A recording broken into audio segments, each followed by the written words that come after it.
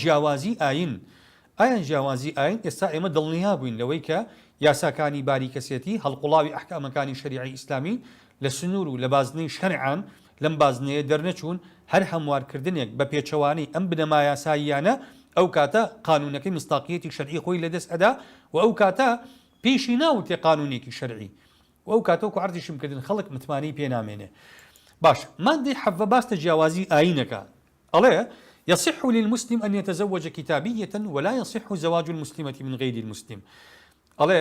پیاوێکی مسلمان بۆی هەیە ئافرەتێکی مەسیحی چکە ئێمەکڵین کتابی تەنها دوو دینمان پێمەبەستە ئەڵێ پیاوێکی مسلمان بۆی هەیە ئافرەتێکی مەسیحی یا جوولەکە بێنێ بەڵام ئافرەتێکی مسلمان بۆی نییە شو بکا بە پیاوێکی غیرە مسلمان هەر ئاینێکی تری هەبێ کەواتە سەر بەرگەی یەکەم کە بەرگەی یەکەم کە پیاوێکی مسلمان بۆی هەیە ئافرەتێکی مەسیحی یا جوولەکە بێنێ. زۆر جار ئەو پرسیارە ئەکرێ باشە بۆچی ئێمە ڕێگە ئەدەین بەوەی پیاوێکی مسلمان ئافرەتێکی مەسیحی بێنێ بەڵام ڕێگە نادین ئافرەتێکی مسلمان شو بکا بە پیاوێکی مەسیحی. لێرە بەڕێزان کۆمەڵێک خاڵ هەیە ئێمە گرنگە ئاگامان لێبێ ئێمە جیاوازین لەوان چۆن ئێمە وەکو مسلمان ئیمانمان بە هەموو پێغەمبەرانی خوا هەیە ئیمانمان بە پێغەمبەری مەسیحیەکان هەیە کە عیسایە پێغەمبەری جوولەکەکان هەیە کە موسایە ئیمانمان بە هەموو ئەو پێغەمبەرانە هەن و هەموو پەرتوک و پەیامەکانیشان هەن کە خوا ناردوونی ئیمانمان بە ئینجیل هەیە وەکو کتێبێکی ئاسمانی بە تەورات هەیە وەکو کتێبێکی ئاسمانی بەڵام ئایا ئەوان ئیمانیان بە قورئانەکەی ئێمە هەیە نا ئیمانیان بە پێغەمبەری ئێمە هەیە نا بۆ چکە دینەکەیان ئەو دینەی کە بە خۆیان بە قسەی خۆیان کە دینە ئەوە پێیان ئەڵێ کە نابی ئیمانیان بە پێغەمبەر هەبێ کەواتە دینی ئێمە ئەمر ئەکا بەوەی کە ئیمانمان بە پەیام و پێغەمبەرانی ئەوان هەبێ دینی ئەوان تەمەن دینە حەقەکە ناڵم کە ئێمە ئیمانمان پێێتی ئەو دینە دەستکاری کراوی کە ئەو ئێستا قەناعەتی پێێتی ئەمری پێ ئەکا بەوەی کوفر بکا بە پێغەمبەرەکەی من بەڵگەی زەقیش بۆ ئەم بابەتە هەیە بەڕێزان ئێمە بینیمان لە ڕۆژاوا زۆربەی وڵاتانی ئەوروپی لەژێر پەردەی ئازادی بیرروڕایە گاڵتەم سوکایەتیان کە لە ڕۆژنامەکانە بە پێغەمبەری ئێمە کەسیش نەیتوانی سکاڵی یاسایی لەسەر هیچ ڕۆژنامە نووسێک یا ڕۆژنامەیەک تۆمار بکە یا لەسەر ئەو دەوڵەتە تەنانەت بەڕێزان سەرنج بدەن سەلمان ڕوشدی کە ئاياتی شەیطانیەی بڵاو کردەوە مسلمانەکان چون لە بەریتانیا داوایان لەسەر قەید کرد سکاڵای یاساییان لەسەر تۆمار کرد چکە یاسایەکەی لە بەریتانیا پێی ئەوتێ یاسای بێڕێزیکردن یا یاسای سوکایەتیکردن بە پیرۆزیەکانی خەڵک کە مسلمانەکان سکاڵیان لەسەر سەلمان ڕوشدی تۆمار کرد بەپی ئەم یاسایە بەریتانیا داواکەی وەرنەگرت بۆ چونکە وتی ئەم ئاینەی کە باسەکرێ ئەم پیرۆزیانی کە باسەکرێت تەنها پیرۆزی ئاینی دەوڵەتەکە مەسیحیەتە ئاینی ئێوە وەرناگرێ لەبەرەوە داوای مسلمانەکان ڕەت کرایە بە پێچەوانەوە دواتر بەریتانیا کتێبەکەیشی بۆ سەلمان ڕوشدی تەرجەمە کرد چەند جارێکیش بۆی تەبع کردەوە حیمایشی بۆ سەلمان ڕوشدی دانا کەواتە ئەوان سوکایەتیکردن بە ئاینی ئێمە بە شتێکی پیرۆز نازانن یعنی ئاینی ئێمە بە پیرۆز نازانن بۆیە سوکایەتی پێکردنی بە ئاسایی ئەزانن بەڵام بۆ ئێمە بە هیچ شێوازێک سوکایەتیکردن بە ئاینی ئەوان قبول ناکەین و هەر کەسێکیش سوکایەتی بەوان بکە پێمان وایە سوکایەتی بە ئاینی ئیسلام کردووە چکە هەردووکی لە ئیمانی باتە دەرەوە کەسێک جوێنێک بە حەزرەتی مەسیح با بە عیسا علی نەبینا و عەلەیهی سەڵات وەسەلام کافر ئەبێ وەکەوەی جوێنێکی بە پێغەمبەردا بێ کەسێک جوێنێک بە حەزرەتی موسا بدا سوکایەتیەک پێ بکە هەروە کافرە بێ و گۆی سوکایەتی بە پێغەمبەر کردبێ کەواتە ئێمە وەکو بنەما ئاینەکانی خۆمان کاتێک گەڵین بۆمان هەیە ژنێکی مەسیحی بێنین ئەوەمان زەمانەت کردووە کە ڕێز لە ئاینەکەی بگیرێت تەنانەت فەقیهەکانی ئێمە 14 سەدە لەمەوە پێش بەڕێزان بڕۆ قسەکانیان بخوێنەرەوە ئەڵێ پیاوێکی گەژنێکی مەسیحی یا جوولەکەی هێنا ئەبێ ڕێز لە بیر و باوەڕی بگرێ بۆی نییە ڕێگەی کەنیسەی لێ بگرێ بۆی نییە ڕێگەی خوێندنی ئینجیلی لێ بگرێ بۆی نییە منعی بکا سەلیب لە ملکە بۆی نییە گۆشتی بەرازی تەنانەت لێ منعکە ئەوەی بەپی بنەما ئاینەکانی خۆی دروستە ئەبێ بۆ ئەویش دروست بێت کەواتە ئایا ئەوان ئیمانیان بەم پیرۆزیانی ئێمە هەیە ئەگەر ئێمە ئافرەتێکی مسلمانماندا بە پیاوێکی مەسیحی ڕێز لە یەکتاپەرستیەکەی ئەگرێ ڕێز لە قیبلەکەی ئەگرێ ڕێز لە نوێژەکەی ئەگرێ لە ڕۆژۆکەی ئەگرێ ڕێگەی پێ ئەدا لە ساڵێکە مانگێک کەسی ڕۆژە بە ڕۆژوو بێ ڕێگەی پێ ئەدا 5 فەرزە نوێژ بکە ڕێگەی پێ ئەدا قورئان بخوێنێ ئایا ڕێگەی ئەمانی پێ ئەدا ئێمە بە عەمەلیی بینین ئەوروپیەکان ڕێز لە مقەدەساتی ئێمە ناگرن کە نایگرن مجازفەیەکی گەورەیە ئێمە ڕێگە بدەین بۆی ئافرەتێکی مسلمان شو بکا بە پیاوێکی مەسیحی خاڵی دووەم ئێمە باس لە هاوشانی بوون نەکەین هاوشانی بوون لە پرۆسی هاوسەرگیریە عادەتەن ئەبێ پیاو هاوشانی ئافرەت بێ هەموو ئافرەتێک بە هاوشانی پیاو لە قەڵەمە درێ بەڵام هەموو پیاوێک وان نییە ئێمە بۆ هاوشانی بوونی ئافرەت ئەڵێن ئەو پیاوەی ئافرەتێک هێنێ ئەبێ لە ڕووی جوانیەوە، لە ڕووی کەسایەتی کۆمەڵاتیەوە، لە ڕووی ئاستی ڕۆشنبیریەوە، لە ڕووی باری داراییەوە، لە هەموو ئەو بوارانەی تر کە صیفاتی مەرغوبیانتیایە ئەڵێن ئەبێ پیاوەکە نزیکی ئافرەتەکە بێ. ئەی باشە دین کە سەرچاوەی هەموو ئیلهامێکی ژیانی مرۆڤن کە پێکهاتەی ناسنامەی مرۆڤە کە لە 1970 پێکهاتی ئینسانی موسڵمان ناسنامە ئاینەکەیەتی، ئەی باشە ئەکرێت دین بەدەر بکرێت لە مۆزوعە بڵێن وڵا قەیناکە پیاوێکی مەسیحی ئەگەر هاوشانیشی نەبێ لە ڕووی دینیەوە قەیناکە بازەواجی لەگەڵا بکە، شتیوا ڕێگە پێ نەدراوە. خاڵێکی تر بەڕێزان حەقی قەوامە لە پرۆسەی خێزانە حەقی قەوامە بەدەست پیاوەیە. ئایا ئێمە قەوامەی خێزانێک کە ئافرەتێکی موسڵمانی تابێ ئەدین بەدەست پیاوێکی مەسیحیەوە جڵەوی ئاینی و ئەخلاقی و جڵەوی کۆمەڵایەتی و هەموو جڵەوی ئافرەتێک بینە دەست پیاوێکی مەسیحی کە لەوانەیە ئەم پیاوە بە ئاراستەیەکی خراپە ئەم جڵەوە بەکاربێنێ بە تاکید ئەمەش مجازەفەیەکی گەورەیە و ڕێگەی پێ نادرێ.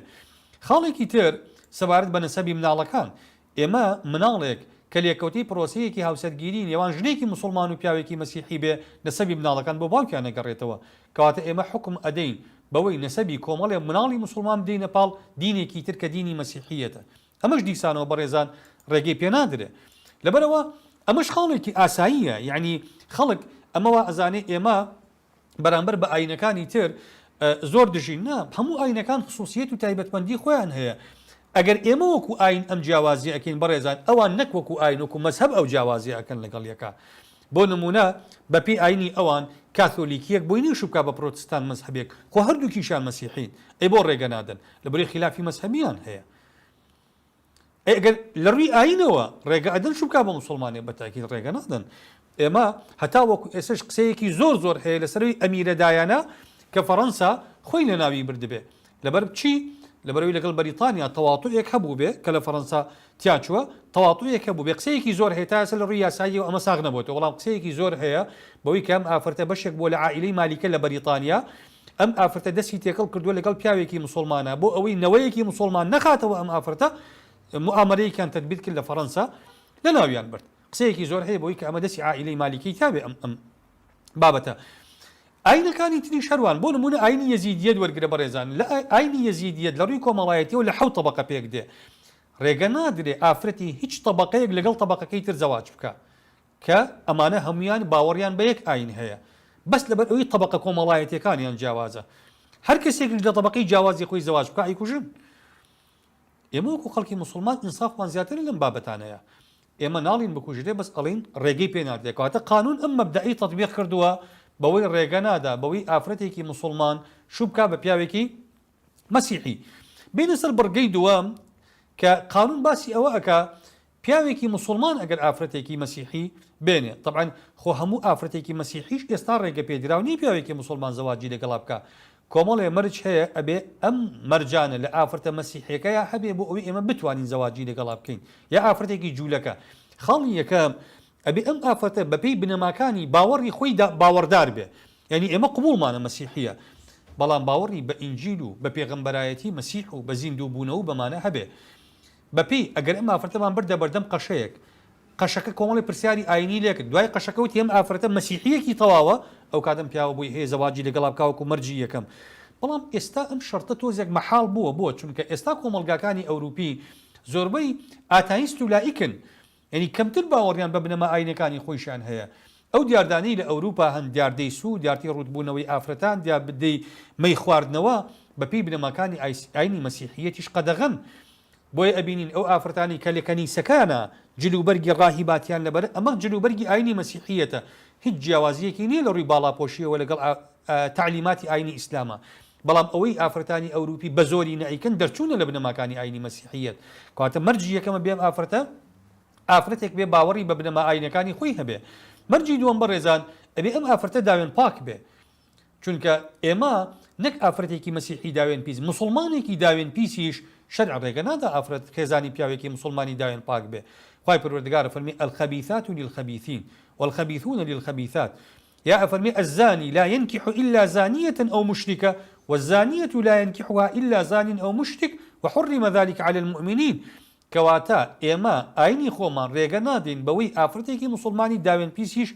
ژنی پیاوێکی ئیمانداری داوێن پاک بێ ئەی ئەگەر ئافرەتەکە مەسیحیش بێ بە تاکید ڕێگە نادەین لەبەرەوە خاڵی دووەم بۆیە خوای پەروەردگار کە باسەکە ئەفەرمێ چێ حەڵاڵە والمحصنات من المؤمنات والمحصنات من الذين اوتوا الكتاب محصنة لێرە بە معنای عەفیفە و داوێن پاکی دێ كواتا والعفيفات من المؤمنات والعفيفات من الذين اوتوا الكتاب حلاله اجينا اگر امر جيتيانه به دروست نیه خالص ابي او زواجي پیاوێکی مسلمان لەگەڵ ئافرەتێکی مەسیحی ئەیکا نابێ لە کەنیسە بکرێ یا بە پێی بنەماکانی ئاینی مەسیحیەت بکرێ نا ئێمە ئەڵێن ئەم ئافرەتە مادەم مەسیحیە ئێمە ناچاری ناکەین بێتە مزگەوت عەقدی زەواجی بۆ بکەین لە هەر شوێنێکە لە کەفیتریایەکە لە پارکێکە لە ماڵێکە عەقدی زەواجی بۆ ئەەکەین بەڵام نابێ ئەو ئافرەتەش پیاوە مسلمانەکە ئیجبار بکا بڕوا لە کەنیسە عەقدی زەواجی لەگەڵا بکات چونکە نەک عەقدەکە دانامەزرێ زەرەری بۆ دینی پیاوەکەش هەیە و لەوانەیە لە دین پێی دەرچێ لەبەرەوە کاتێک پیاوێکی مسلمان ئافرەتێکی مەسیحی مارەکە ئەبێ ئێمە ئاگامان لەوە بێ ئەم مارەکردنە نابێت لە کەنیسە یا بە پێی بنەماکانی ئاینی مەسیحیەت بکرێ و ئینەما بە پێی ئەو بنەما شەرعیانە ئەکرێ کە هەیە بەبێ ئەوەی ئافرەتەکە ئیجبار بکرێ بێتە مزگەوت یا توقوسی ئاینی یا بیبینە بەردەستی مەلایەک زەواجی بۆ بکە ئەوانە ضرور نییە ئەگەر زەواجیشمان کرد ئەبێ ئاگامان لەوە بێ زەواجی پیاوێکی مسلمان بۆ ئافرەتێکی مەسیحی لە کۆمەڵێک ئەحکامی شەرعیە جیاوازە بێ بۆ نمونە لە مەسەلەی میراتە بۆ نمونە لە مەسەلەی شایەتی بوون لە عەقدەکانە لە مەسەلەی حەزانی مناڵە ئەمانە کۆمەڵێک وردەکاری وەکو عەرزم کردن من لەبەر کەمی کات ناتوانم ئەمانە هەمووی باس بکەم بەڵام گرنگ ئەوەیە ئاگامان لەم جیاوازیانە بێ ئەگەر کردمان کەواتە مادەی حەڤەی قانونەکە واضحە پێمانەڵێ پیاوێکی مسلمان بۆی هەیە سێ جۆر ئافرەت بێنێ یا مسلمانێک یا مەسیحیەک یا جوولەکەیەک بەڵام ئافرەتێکی مسلمان بۆی نوێش بکات بە پیاوێکی غەیر مسلمان